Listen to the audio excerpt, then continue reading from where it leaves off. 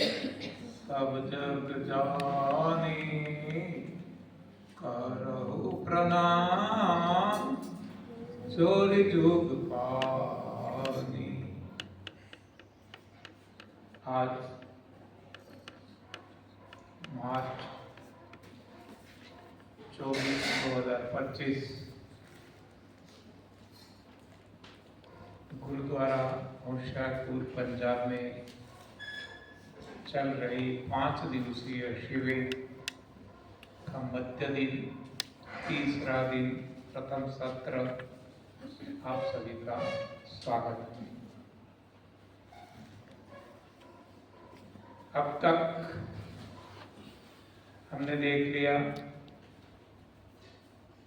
सारी सृष्टि का मालिक एक ही है, सबका मालिक एक है। हर कोई निरोग है, केवल इंसान और इंसान से जुड़े प्राणी रोगिष्ट है, बीमार है।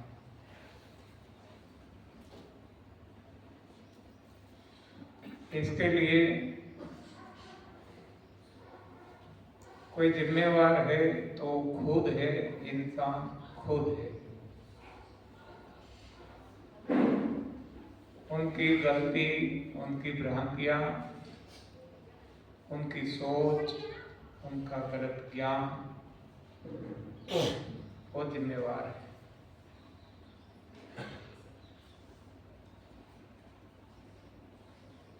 कौन सा गलत ज्ञान? खासतौर पे रोगों के बारे में, रोगों का कारण, गलत आहार और गलत आहार का ज्ञान देने वाला मैन साइंस, मानव सर्जित विज्ञान।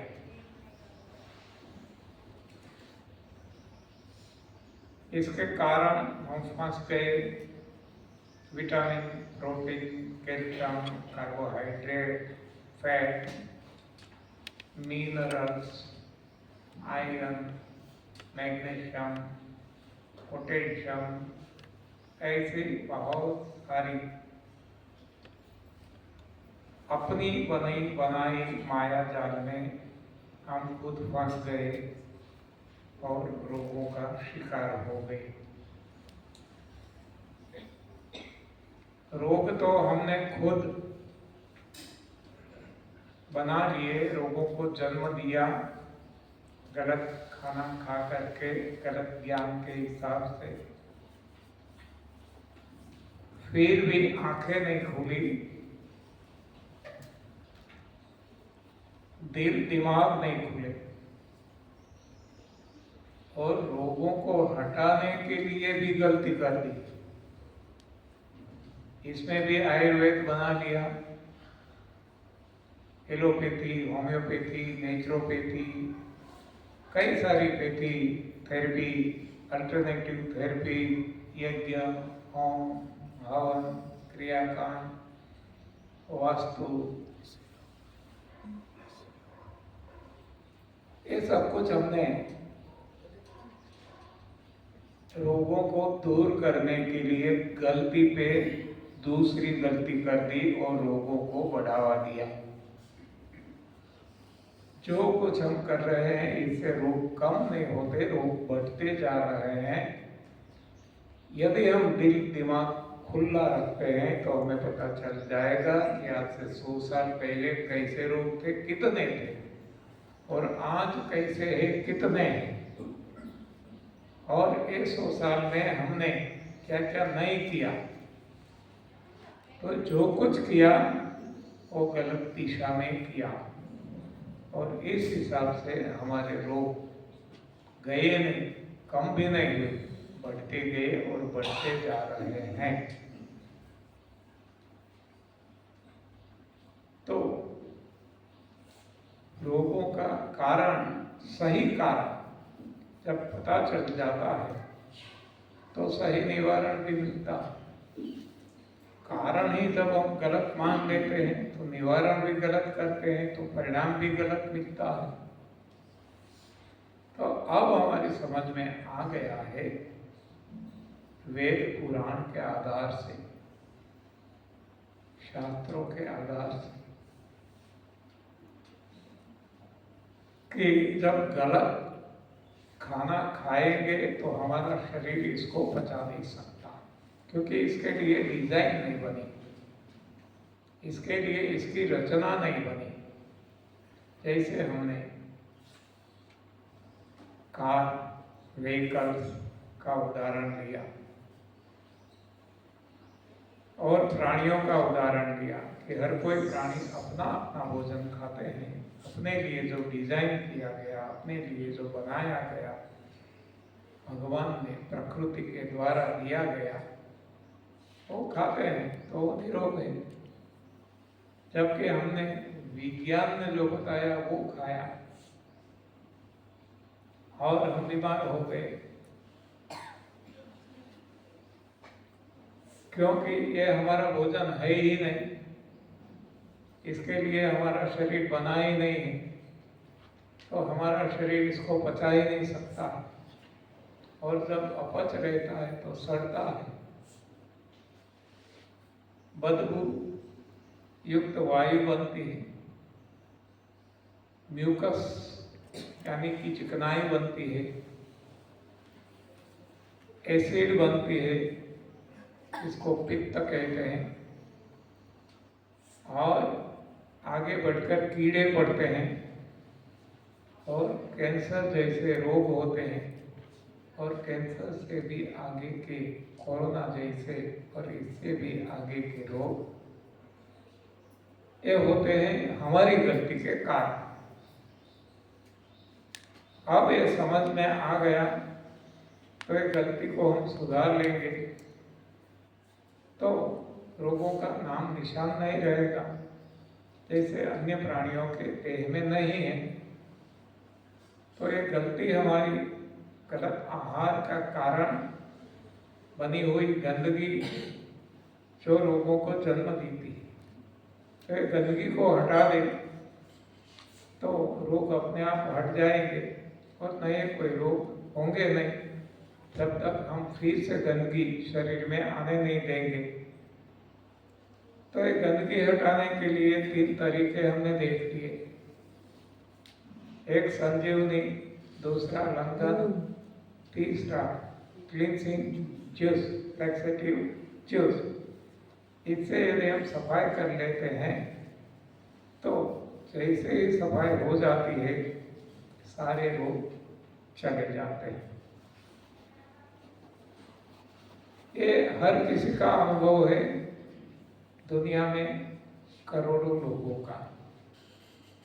साथ साथ किसी किसी का अनुभव ये भी है कि हम ये सब कुछ करते हैं फिर भी रोग हमारे हटते नहीं। बहुत कम लोगों के हैं, लेकिन है। क्यों है? क्योंकि उनको खुद पे भरोसा नहीं, खुदा पे भरोसा नहीं, भगवान पे भरोसा नहीं। उनको अभी भी करते हैं, लेकिन अभी भी वैद्य, हकीम, डॉक्टरों पे यानी कि विज्ञान पे भरोसा है, मैन मेड साइंस पे भरोसा है। अभी भी वो विटामिन, प्रोटीन, कैल्शियम, कार्बोहाइड्रेट की सोच में ही भटक रहा है।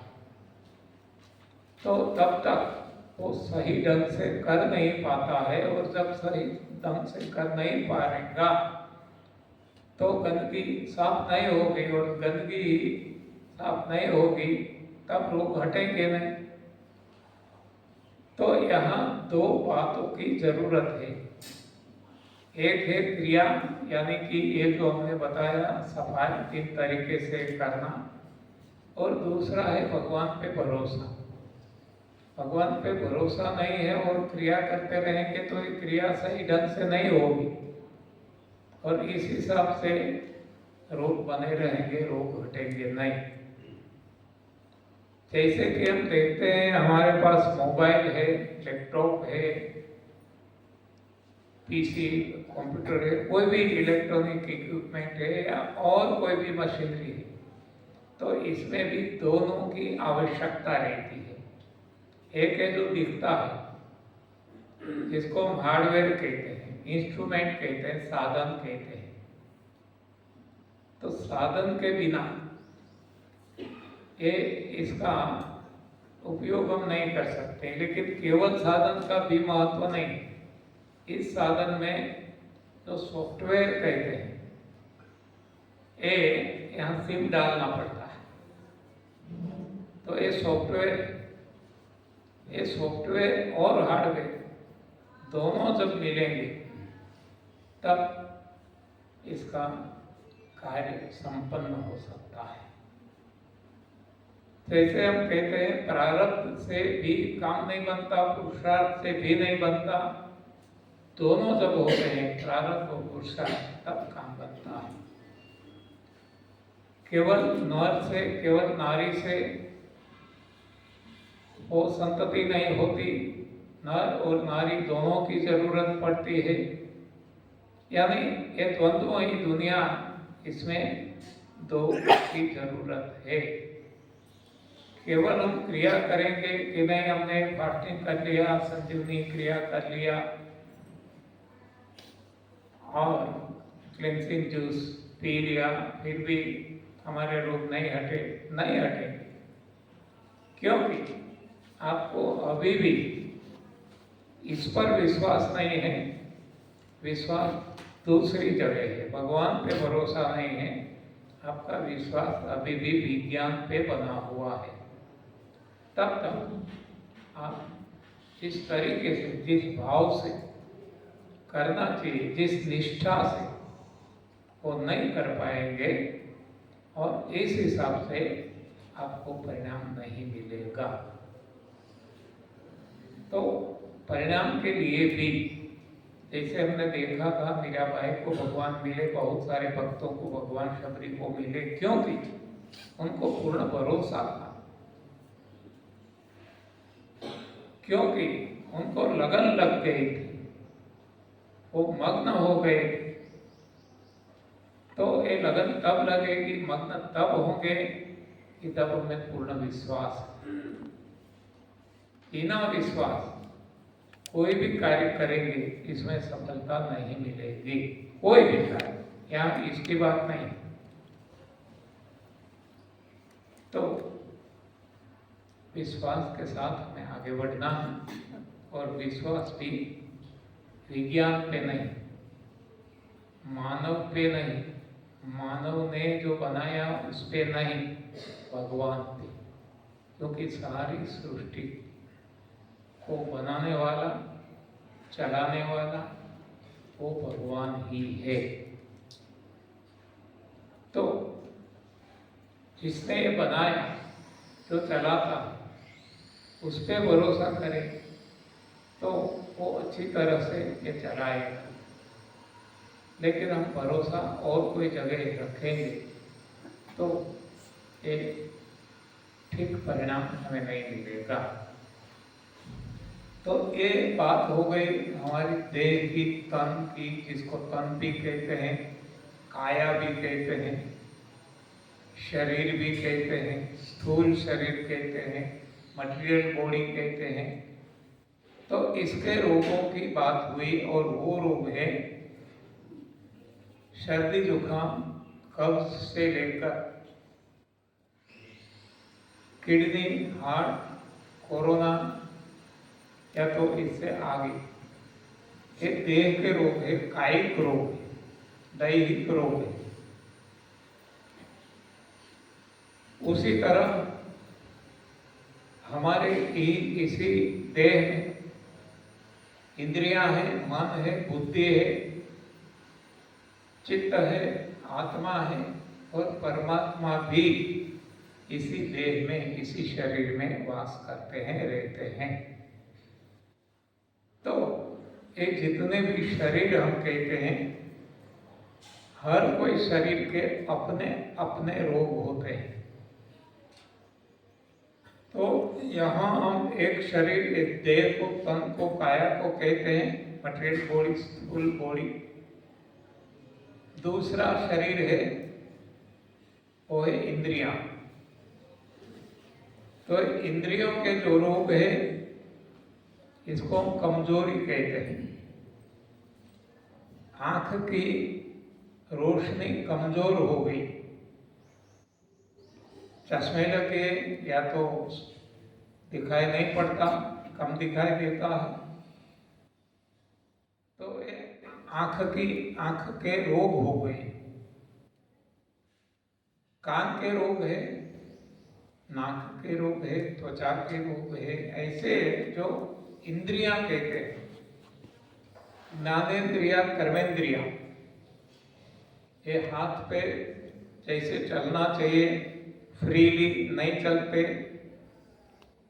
और थकान लगती है, तो ये सारी इंद्रियों की कमजोरी कहलाती है और ये कमजोरी ये इंद्रियों का रोग है।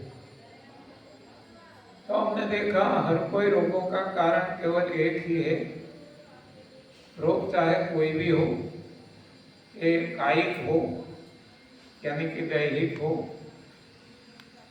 ऐंद्रिक हो, मानसिक हो, बौद्धिक हो, चैतिक हो, आत्मिक हो, हर कोई रोगों का कारण केवल और केवल एक है और वो कारण है हाँ बराबर। केवल देह के नहीं, केवल डायबिटीज, बीपी, एसिडिटी, माइग्रेन, सांस, कैंसर, किडनी, हार्ट के नहीं, लेकिन इंद्रियों के भी, मन के भी, बुद्धि के भी सारे रोगों का कारण गंदगी है। गंदगी अलग अलग है हर किसी की। तो यहाँ गंदगी कौन सी है? इंद्रियों के रोग, कमजोरी, और इस कमजोरी, इस रोग का कारण है गंदगी, और ये गंदगी यहाँ है एसिड। तो एसिड को यदि हटा दे, गंदगी को हटा दे, तो शक्ति अपने आप फिर से मिल जाएगी, कमजोरी हट जाएगी और शक्ति का जागरण हो जाएगा। तो एसिड कैसे हटेगा? तो यहाँ यही सूत्र काम में आता है, लंघनम परम औषधम। जैसे लंघन बढ़ेगा, जैसे न खाना न पीना, इसका समय बढ़ेगा, पीरियड बढ़ेगा, उतना एसिड कम होता जाएगा। और जैसे जैसे एसिड कम होता जाएगा, शक्ति का जागरण होता जाएगा, शक्ति प्रस्फुटित होती जाएगी, शक्ति अपने आप हम महसूस करने लगेंगे। हाथ पैर भी काम करने लगेंगे, थकान नहीं लगेगी, आंखों के चश्मे हट जाएंगे, जो भी इंद्रियां की कमजोरी थी वो हटने लगेगी और शक्ति महसूस करने लगेंगे। तो एसिड को कैसे हटाइए? ये है लंघन बढ़ाना है। लेकिन यहाँ भी विज्ञान हमें मारता है। यहाँ विज्ञान कहता है कि भोजन में ताकत है, भोजन नहीं खाएंगे कमजोरी आ जाएगी। हाँ, तो ये भोजन खा कर, खिला कर ये विज्ञान ने इंसान को मारा है। विज्ञान का काम ही है विनाश का, मारने का, और भगवान का काम है भला, सभी का भला करने का। लेकिन हम अभी भी विज्ञान पे भरोसा करके चलते हैं और इस हिसाब से अभी भी हम रोगी तो है लेकिन दुखी है। तो एसिड को हटाना है, कमजोरी को हटाना है, तो लंघन ही काम में आएगा। इसलिए हम लंघन पे ज्यादा जोर देते हैं। जितना हो सके ज्यादा लंघन करो, धीरे धीरे करो, धीरे धीरे आगे बढ़ो, लेकिन आगे बढ़ो, तभी भी शक्ति आप महसूस करेंगे। खाने से कमजोरी ही आएगी, जितना ज्यादा खाएंगे ज्यादा कमजोरी आएगी, क्योंकि इसको लाने में, खाने में, पचाने में निकालने में शक्ति खर्च होती है। जितना हम ज़्यादा खाते रहते हैं, बचपन में जो शक्ति थी, यौवन अवस्था में जो शक्ति थी, और वृद्धावस्था में हमने कई टन खा लिया है। हाँ, कितने ट्रक, कितने टन खा गए होंगे। तो इतनी हमारी शक्ति बढ़ जानी चाहिए, लेकिन हम कमज़ोर ही कमज़ोर होते जाते हैं। यही तो बताता है कि भोजन में ताकत नहीं है। भोजन ताकत को खाने वाला है, ताकत को खा जाता है। तो जितना हो सके भोजन कम करें और भजन बढ़ाए। भजन अपने आप बढ़ेगा। जैसे भोजन कम होता जाएगा, भजन बढ़ते जाएगा अपने आप, करना नहीं पड़ेगा।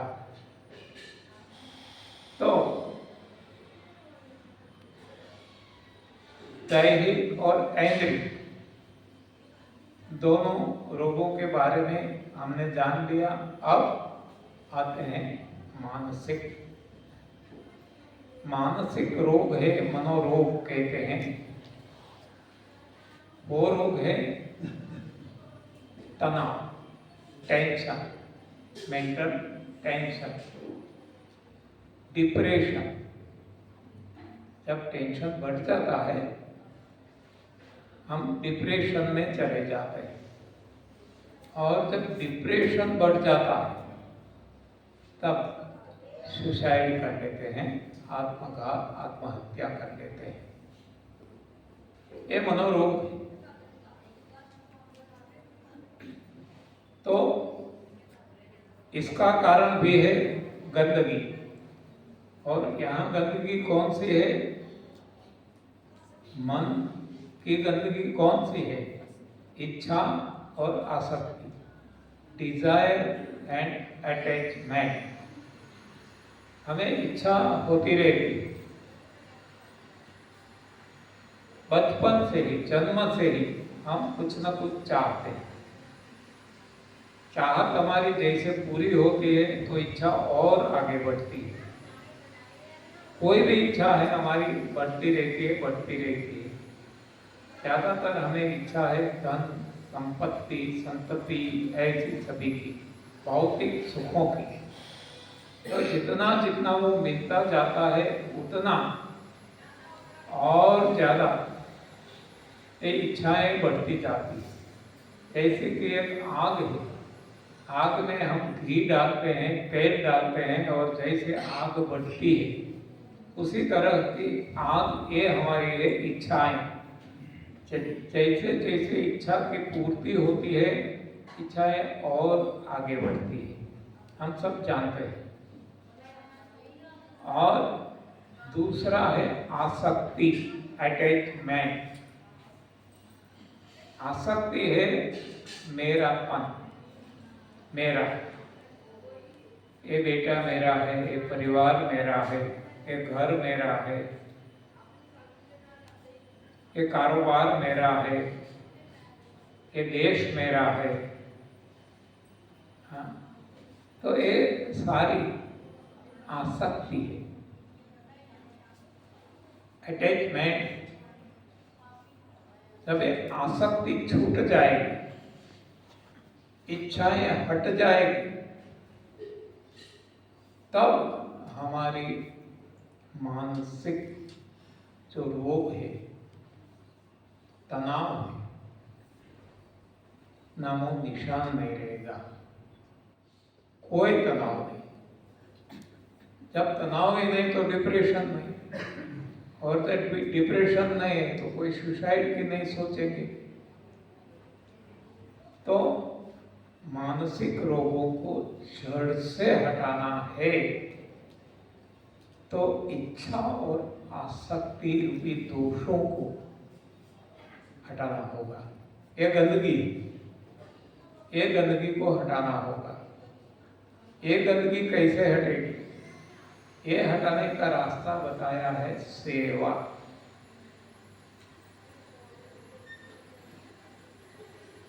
देना, गिविंग, लौटाना, लेकिन हमने उल्टा ही किया। सेवा नहीं की, कुछ किया तो दान किया,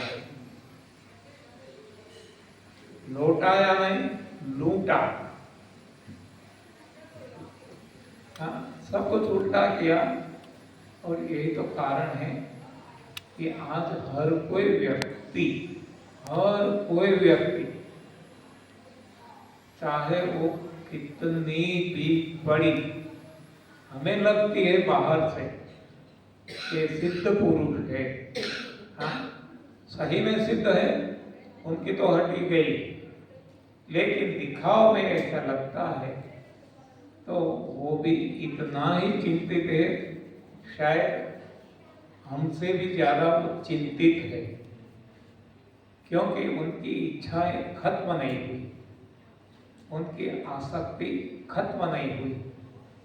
तो इच्छा और आसक्ति को खत्म करने के लिए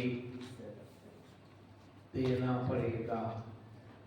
लेने से काम नहीं बनेगा, और हम लेते ही रहते हैं। अन्य प्राणी आप देखो जो खुशहाल है, मौज मजा मस्ती आनंद लूटते हैं, वो देखना वो लेते कम है, देते ज्यादा है। हाँ? उनका जीवन ही देने के लिए है, चाहे सजीव हो चाहे निर्जीव हो।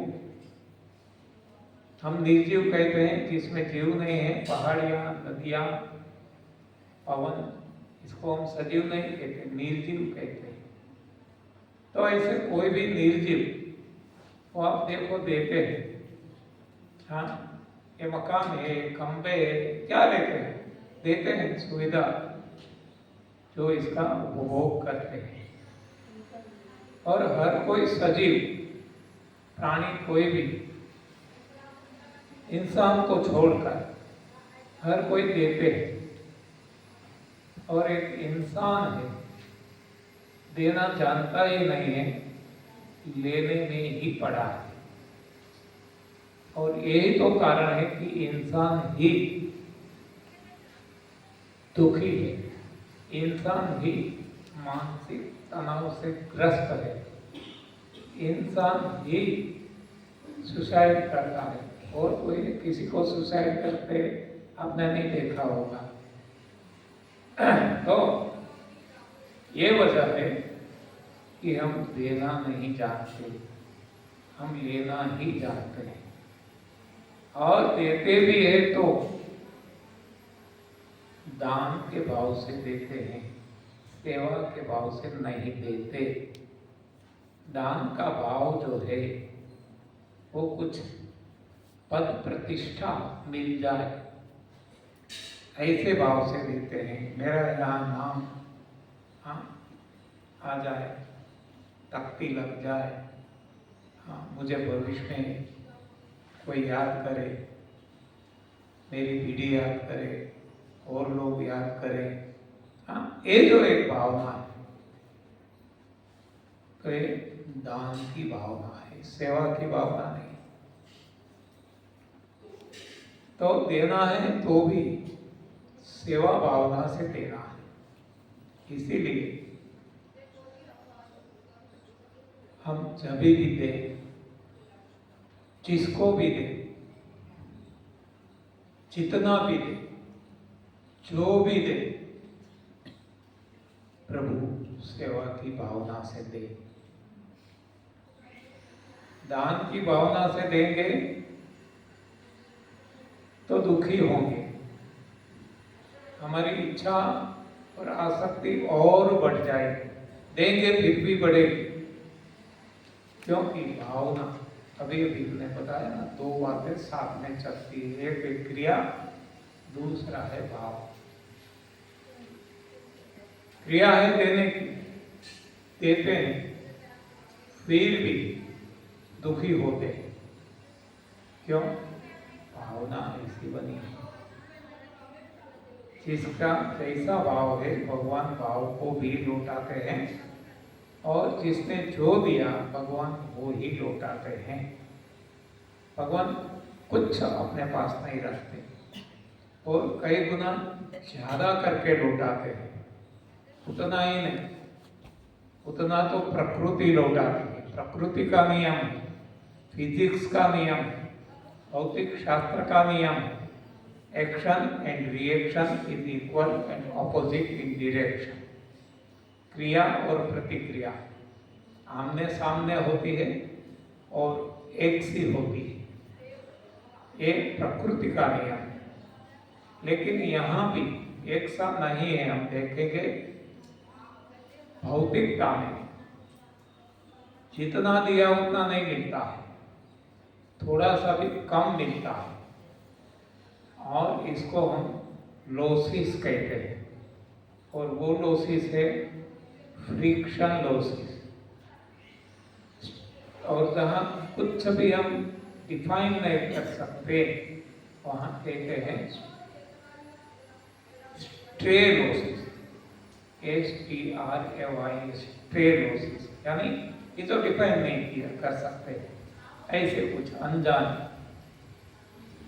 तो इतना हमें कम मिलता है। ऐसा हमने गेंद फेंकी और टकरा के आती है, यहाँ से फेंकी यहाँ तक नहीं पहुँचेगी, कुछ दूर तक वहाँ आके रुक जाएगी, क्योंकि इतना ये सरफेस फ्रिक्शन, एयर फ्रिक्शन और स्ट्रेन लॉसेस इसमें काम करता है। लेकिन भगवान जो देते हैं वो कई गुना ज्यादा करके देते हैं। हाँ, मान लो धरती जो है इसमें एक मुट्ठी भर के हम कोई बीज डालते हैं तो हम सभी को पता है कि मुट्ठी भर के नहीं मिलते, कम भी नहीं मिलते, बहुत ज्यादा करके वो लौटाती है। फिर भी वो जड़ है और हमें देना है चैतन्य प्रभु को, जो अनगिनत इनफाइनाइट करके देंगे, जिसकी कोई मर्यादा ही नहीं है। तो जब हम दे तो इस भावना से देना है कि हम प्रभु सेवा कर रहे हैं, प्रभु ने सब कुछ दिया है तो इसको लौटाना है। इसलिए इस प्रार्थना डेली हम यहाँ से बोलते हैं, ईश हमें देते हैं सब कुछ, अपना कुछ है ही नहीं, सब कुछ। हम खुद अपने नहीं, हमारा शरीर अपना नहीं, हमारा कोई भी अंग हमारा नहीं, हम खुद हमारे नहीं, सब कुछ भगवान ने दिया हुआ है। इसमें से हमें तो कुछ ही देना है, सब कुछ नहीं देना है।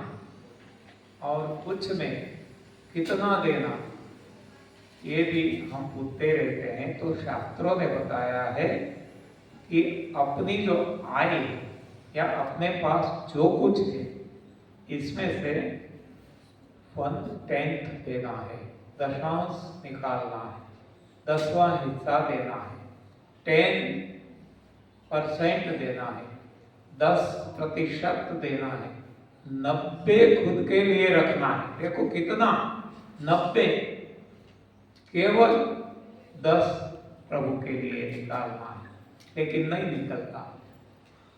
हाँ, ये हम सभी का खुद का अनुभव होता है।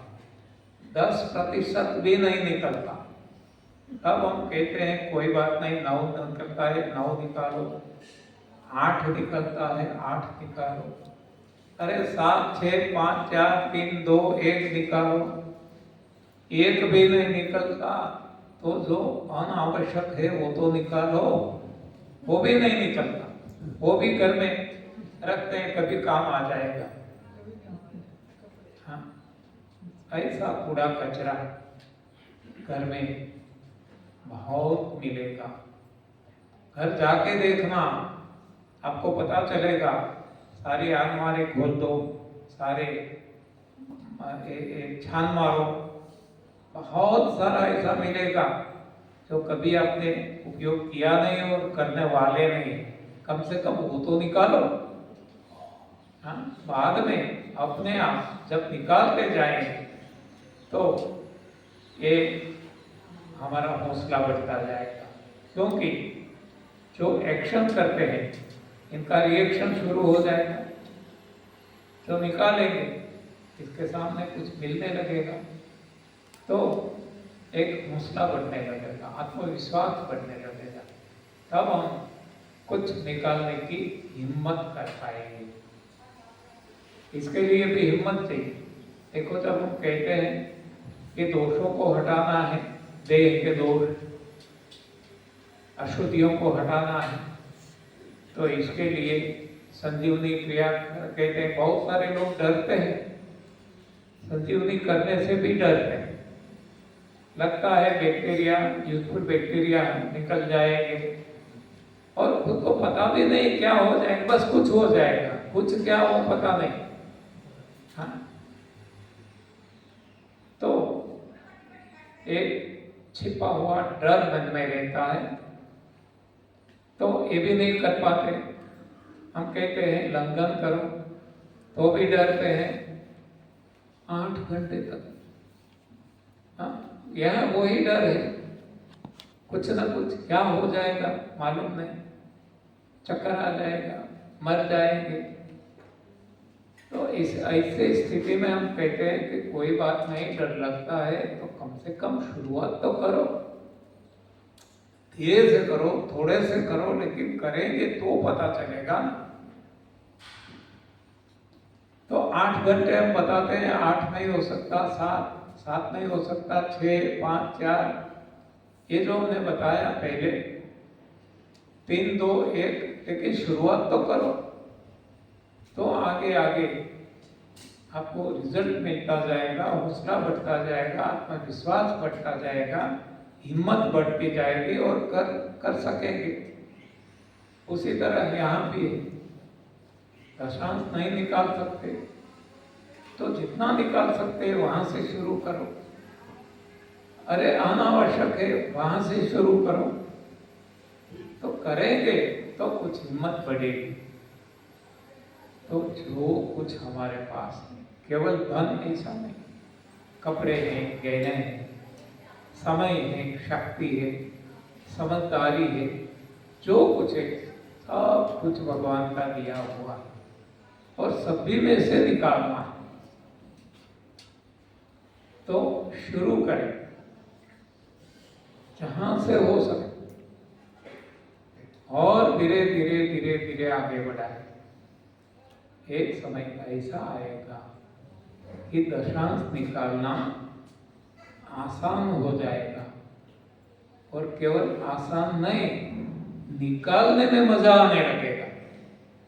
हाँ, जो पहले निकालने में कष्ट होता था, नहीं निकाल पाते, अब निकालने की इच्छा बढ़ती जाएगी, निकालने में आनंद आएगा। ये देखो, सारी बातें मैं कोई कथा नहीं सुनाता, खुद का अनुभव सुनाता, अपना अनुभव। हाँ, लेकिन करेंगे तब मालूम होगा, तब पाएंगे। करना जरूरी है। तो जितना हो सके शुरू कर दीजिए, देरी मत कीजिए, क्योंकि जीवन कब तक है क्या पता। हाँ, बोलते बोलते ही प्राण निकल जाएंगे क्या पता। तो हम तो हर दिन उठते हैं और यही खुद से कहते हैं कि देख, हाँ, खुद को कहते हैं और किसी को नहीं, तेरे लिए आज अंतिम दिन है। हाँ, लोगों को बुरा भी लगता है जब हम ऐसी कुछ बातें करते हैं, क्यों आप ऐसे बोलते हैं। हम कहते हैं, हम खुद को कहते हैं, आज तेरे लिए अंतिम दिन है, जो भी करना है कर ले, तेरा उद्धार तेरे हाथ में है, तू ही तेरा गुरु है, तू ही तेरा भगवान है। हाँ, तू ही तेरा डॉक्टर है, तेरे हाथ में आज का दिन ही नहीं, आज की अभी की क्षण है। हाँ, जो कल मैंने आपको बताया था, बिजली के चमकार में ये धागा सोई के इसमें लगा दो। हाँ, इतना जो हमें मिला है, एक क्षण भंगुर देह है, तो कल के लिए सोचो मत। कल कभी किसी की आई नहीं, आने वाली नहीं है। इसलिए बताया गया है, जो कल करे सो आज, आज करे सो अब। आज का की क्या पता कि अभी एक सेकंड के बाद, माइक्रो सेकंड के बाद क्या होने वाला है, हमें क्या पता। तो अभी इसी वक्त करना है, शुरुआत कर दे, देरी ना हो जाए और बाद में पछतावे में से कोई फायदा नहीं होगा। जब चिड़िया चुग गई खैर, बाद में पछताने से क्या फायदा। हाँ, तो समय गंवाना नहीं, सोचना नहीं, शुरू कर देना है। तो एक दूसरा जो है, पहले हमने तप बताया है, सेवा और दान में अंतर भी जरा जान ले। आप देखो, क्रिया एक है, दोनों देना है। जो भी हमारे पास है, धन है तो धन, संपत्ति, कहना, कपड़ा, समय, शक्ति, समझदारी, जो कुछ है हमारे पास, देना। तो क्रिया, देना क्रिया हो। अब कौन सी भावना से देते हैं, भाव, इस पे दोनों मिलकर रिजल्ट मिलता है। एक हम देखते हैं दान की भावना से देते हैं, ज्यादातर हम वो ही करते हैं। और कहीं भी हम जाते हैं, कोई भी मंदिर, मस्जिद, गुरुद्वारा, चर्च, वहीं भी डोनेशन बॉक्स रहता है। हाँ, दान पात्र रहता है, दान पेटी। तो हमारी भावना भी दान की ही रहती है। और जब दान देते हैं, आप देख लेना कि हम चाहते हैं या नहीं चाहते हैं, फिर भी हमारे मन में अपने आप, बिना कुछ किए, बिना कुछ सोचे, ईगो जन्म लेगा। क्योंकि दान एक क्रिया है, एक एक्शन है। तो इसकी प्रतिक्रिया, इसका रिएक्शन, वो है ईगो, घमंड, गर्व, अभिमान। तुरंत आए, तुरंत, इंस्टेंट। जैसे ही दान की भावना आती है, घमंड बढ़ता है, अभिमान बढ़ता है, ईगो बढ़ता है। तो अब हम देखते हैं कि देने वाला, कहीं भी आप देख लेना, देने वाले का स्थान, दान देने वाले की बात करते हैं, दान देने वाले का स्थान ऊपर रहता है और इसका हाथ भी ऊपर रहता है। और दान लेने वाला, उसका स्थान नीचे रहेगा, हाथ भी नीचे रहेगा। अब देने से, दान की भावना से जो देता है, उनके मन में घमंड आ जाएगा, अभिमान, ईगो, गर्व। मैंने नहीं दिया होता तो इस बेचारे का क्या होता। ये घमंड आ जाता है। और एक घमंड का परिणाम है, ईगो का परिणाम है सर्वनाश, खुद का नाश। वो दुखी होता है। आप देख लेना, सारी दुनिया में जितने भी दानवीर हैं, दुखी, शारीरिक, ऐन्द्रिक, मानसिक, बौद्धिक, चैतिक, आत्मिक, कोई ना कोई स्तर से आप देख लेना, वो दुखी दुखी दुखी दुखी ही है। और लेने वाला भी वहां दुखी है, उनको भी अच्छा नहीं लगता। उनको लगता है मैंने कौन से ऐसे पाप किए हैं, आज मुझे किसी के सामने हाथ फैलाना पड़ता है, लेने से वो दुख। वो सुखी नहीं होता, आनंद नहीं होता, दुखी रहता। तो जब भावना दान की आती है तब लेने वाला देने वाला दोनों दुखी रहते हैं। इसी हिसाब से हमें यदि दुखी नहीं रहना है तो कभी दान नहीं देना, देना अवश्य है। तो क्या सेवा करना है। सेवा से आप देखना दोनों सुखी। क्रिया एक ही, जो भी देते हैं, धन देते हैं, कपड़े देते हैं, गहने देते हैं, अच्छी सोच देते हैं, समय देते हैं, शक्ति देते हैं, समझदारी देते हैं, जो भी हमारे पास है वो देने की एक क्रिया है। लेकिन भाव, जैसे भाव बदल गया आप देखेंगे नाम भी बदल जाता है और स्थान भी बदल जाता है। जैसे भाव सेवा का आ गया, मान लो कोई एक व्यक्ति है अपने गुरु की सेवा करता है, एक भक्त अपने भगवान की सेवा करता है, एक संतान अपने माँ बाप का सेवा करता है। अब देखो उनका नाम वो दानेश्वरी रहेगा, दानी रहेगा, उनको हम दानेश्वरी कहेंगे, उनको हम क्या कहेंगे, सेवक कहेंगे। नाम बदल गया, वो सेवक बन गया और स्थान भी बदल गया। अब देखो देने वाला जो है उसका स्थान नीचे आ गया और जो लेने वाला है उसका स्थान ऊपर आ गया। हाँ, सब कुछ बदल जाता है यहाँ और परिणाम भी बदल जाता है। दोनों सुखी।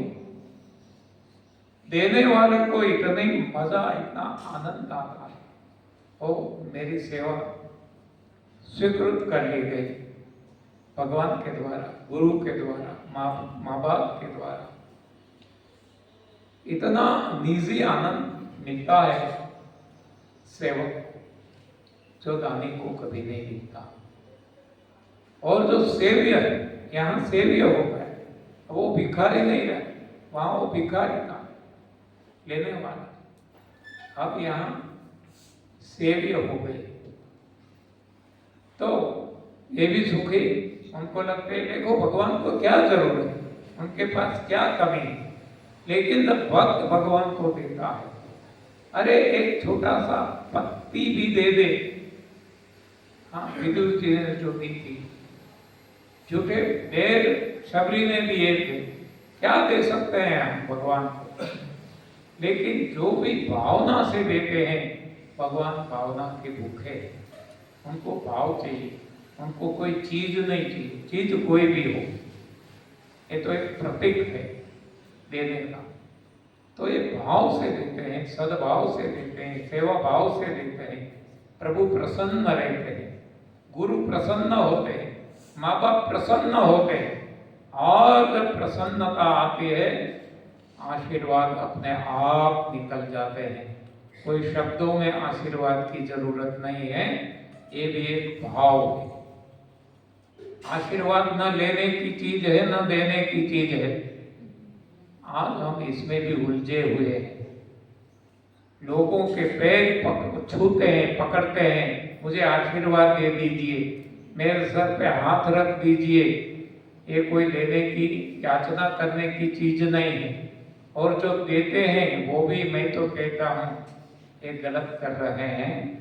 हाँ, और ज्यादा तो नहीं कहता हूँ, वही तो मैं कि वो देने वाले, हाँ, आपका कल्याण हो जाए, हाँ, ये भी तो मूर्ख है। हाँ, किसी से कोई कल्याण नहीं कर सकता, किसी का खुद ही खुद का कल्याण कर सकते हैं, किसी के बस में नहीं है। हाँ, हमारी सेवा भावना होगी, अपने आप आशीर्वचन, वो वचन शब्दों में नहीं, भाव से निकल आएंगे और हमें मिल जाएंगे। तो आशीर्वाद भी न याचना करने की, मांगने की चीज है और न देने की चीज है, वो अपने आप होगी। तो इसके लिए यहाँ हम देखते हैं कि नाम भी बदल जाता है, स्थान भी बदल जाता है, परिणाम भी बदल जाता है। तो जब भी हम देना तो है ही, तो क्यों हम दान की भावना से दें, क्यों सेवा भावना से ना दें, क्यों भिखारी भावना से दें, क्यों भगवान की भावना से ना दें। हम वैसे तो कहते हैं कि कण कण में भगवान व्याप्त है, तो ये भिखारी हम क्यों उसको मानते हैं? इसमें भगवान नहीं है क्या? उसको भगवान मान के दीजिए, तब उनकी जो आपको आशीर्वाद मिलेगी, हाँ, वो भगवान का आशीर्वाद है। तो किसी को जरूरतमंद मान के नहीं देना, भिखारी मान के नहीं देना, और यदि दिया तो हम भी भिखारी बन जाएंगे, हम भी जरूरतमंद बन जाएंगे।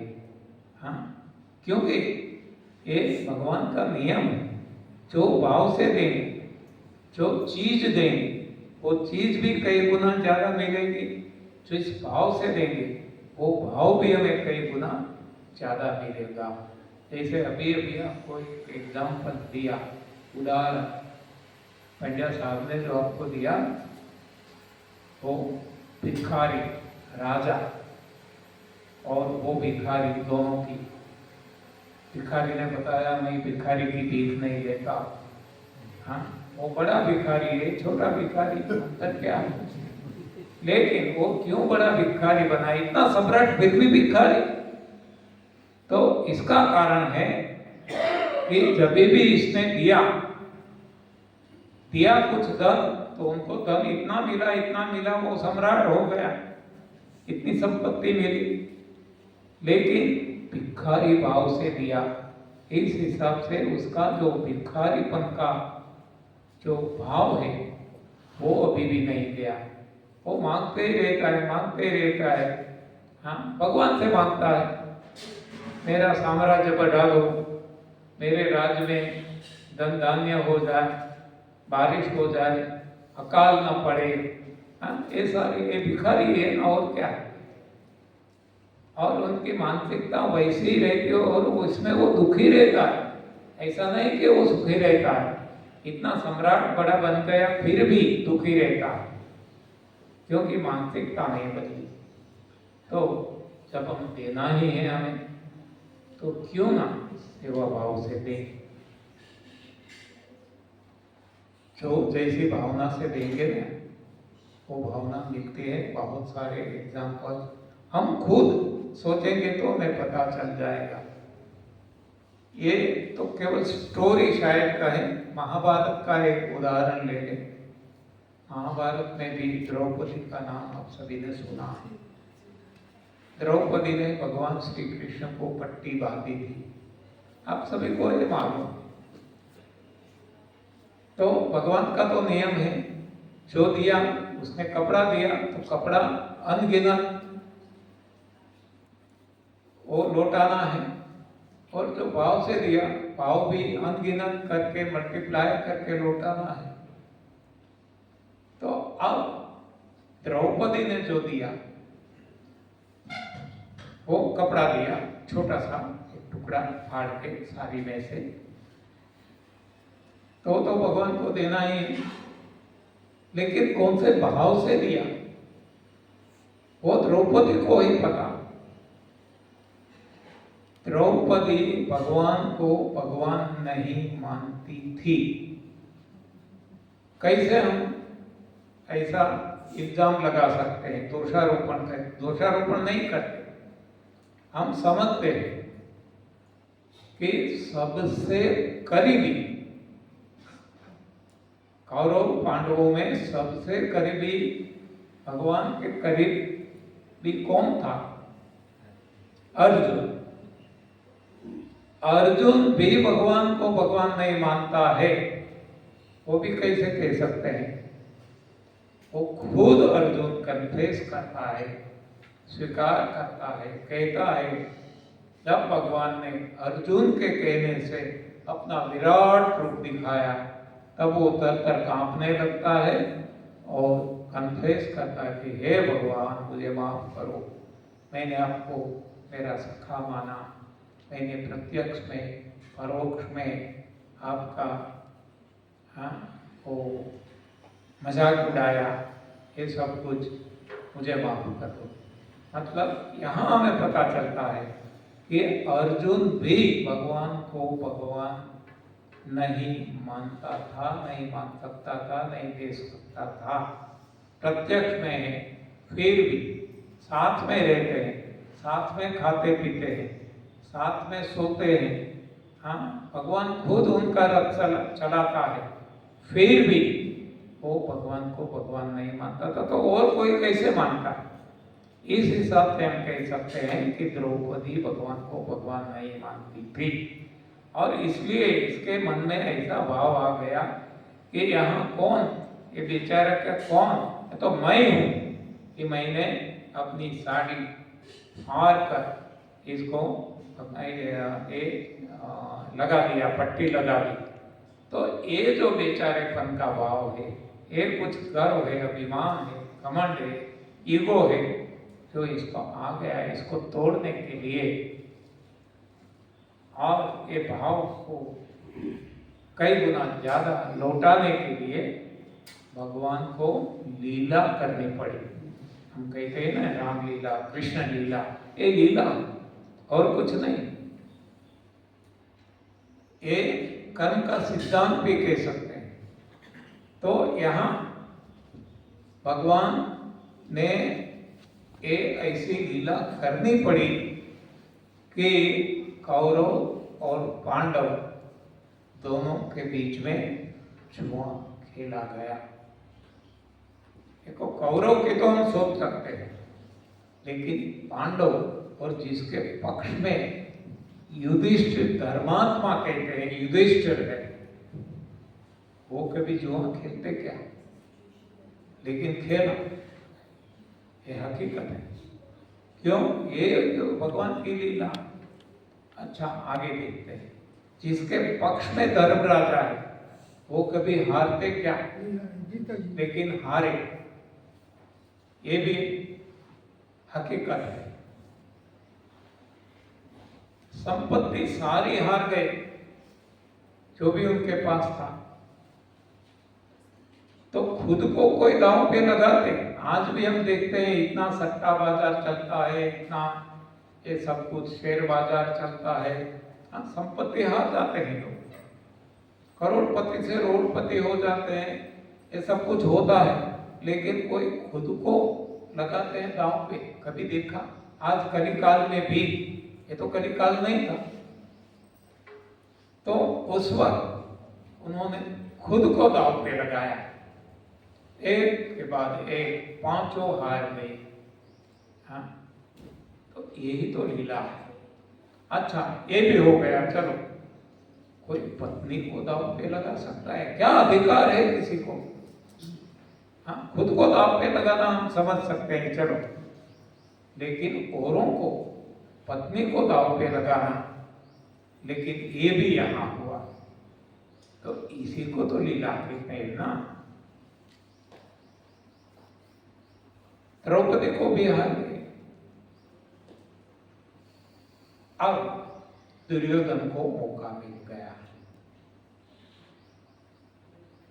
प्रसंग आप सबको मालूम होगा, द्रौपदी ने दुर्योधन का अपमान किया था, बार बार किया था, अंधे का अंधा ही रहा। तो अब इसको मौका मिल गया बदला लेने का। अब दुशासन को क्या वो कहते हैं कि इसको, द्रौपदी को घिसट के लाओ और यहाँ भर सभा में हर किसी के सामने वस्त्र हटा दो, नंगा कर दो।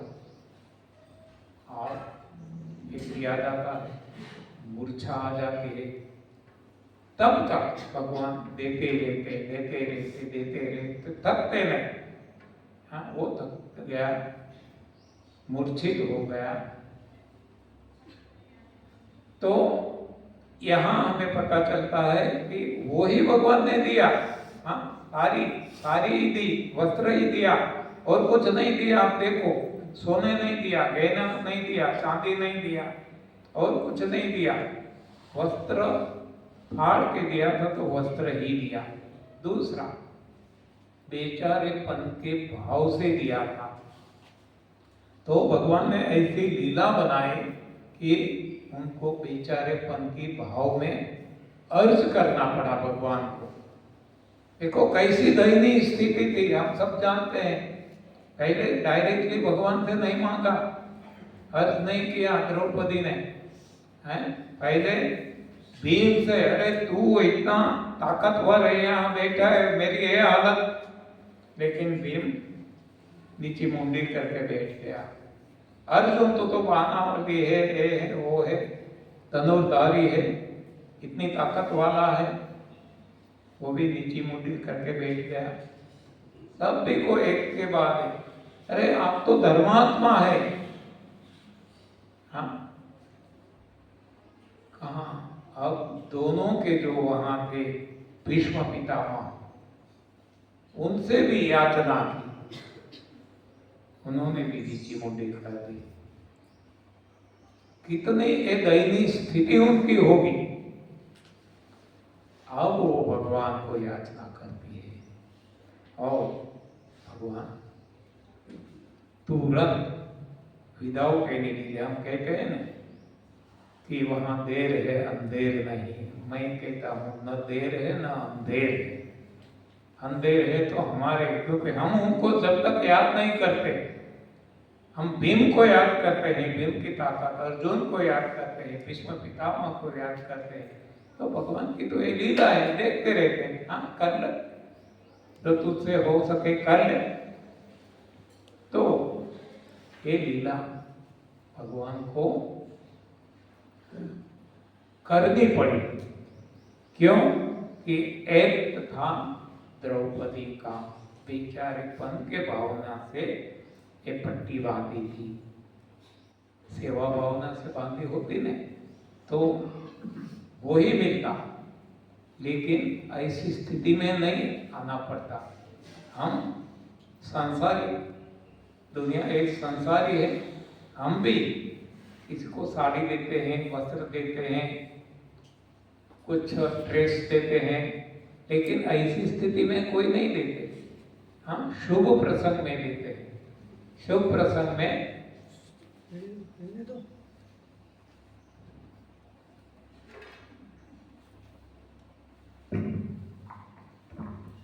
तो ये कोई शुभ प्रसंग नहीं था।